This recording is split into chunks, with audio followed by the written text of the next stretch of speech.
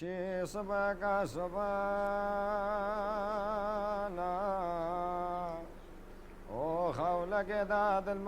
is a map so that I can show you where I come from. This is Baghdad, the capital of Iraq. This is Mosul, this is northern Iraq. And Sinjar is also located in northern Iraq. It's my homeland.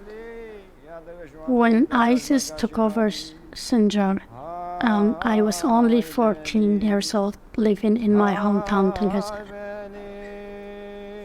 This is where so many Ezidis were killed by ISIS, including my brother and my two cousins, Sardar and Ismail. I remember in 2014, August 2nd, I was at my brother's house in Sinjar city. He lived there with his family. Me and my dad were there to visit him for the Ezidi feast. We have a feast where we celebrate the end of summer every year. All this area is the Ezidi ancestral homeland.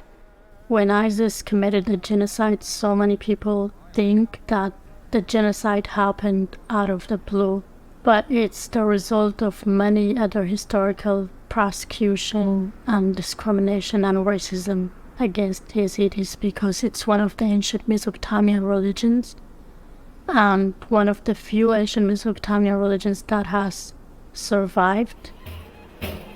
The largest Yazidi temple is still located there.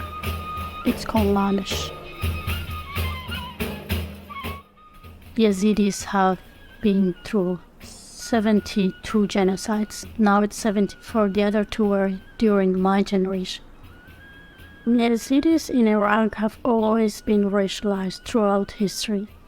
We are always viewed as people who are dirty, who don't take shower, and Yazidi men wouldn't be able to get jobs outside their city, for example.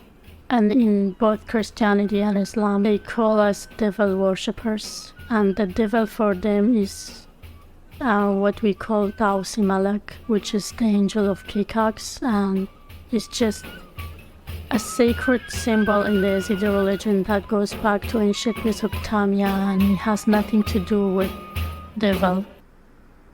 ISIS members who committed the genocides against us were all our neighbors. It was just a total chaos. Everyone was just walking or either running because they wanted to make it to the mountain. And my dad decided to drop off the car and told my brother to just go pick up as many members of our family as he could fit into the car. So ISIS had blocked the road between the mountain and Wardia, which is the village that my brother and cousins and my sister got stuck in. My sister said she saw ISIS taking them. And ISIS had made my brother kneel down and shot him in the head.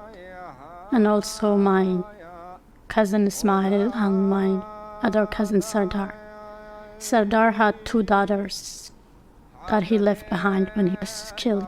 And that's my sister Marina, who was captured by ISIS. Most of people in Wardia decided to escape during the night without letting ISIS know. So we woke up in the morning and we walked all the way, hundreds of us Yazidis walking to Syria in the heat of summer. My brother Salah, who is 2 years older than me, he was so dehydrated that we thought he would die.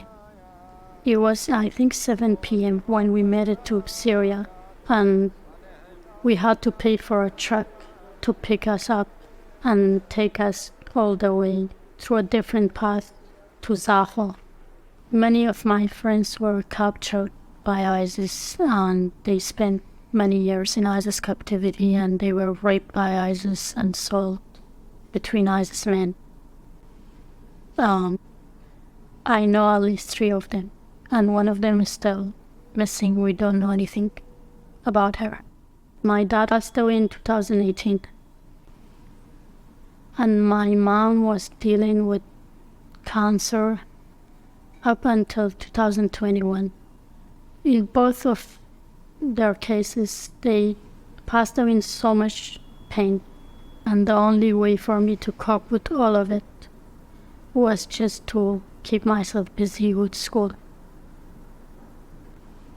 It took me 2 years to get the visa, my student visa, because in Iraq the US consulate was telling me I didn't have legitimate ties to my home country, Iraq, because there was no land on my parents' name.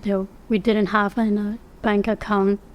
When I'm not at school, I spend my time on activities that helps my mental health, like yoga and Zen meditation.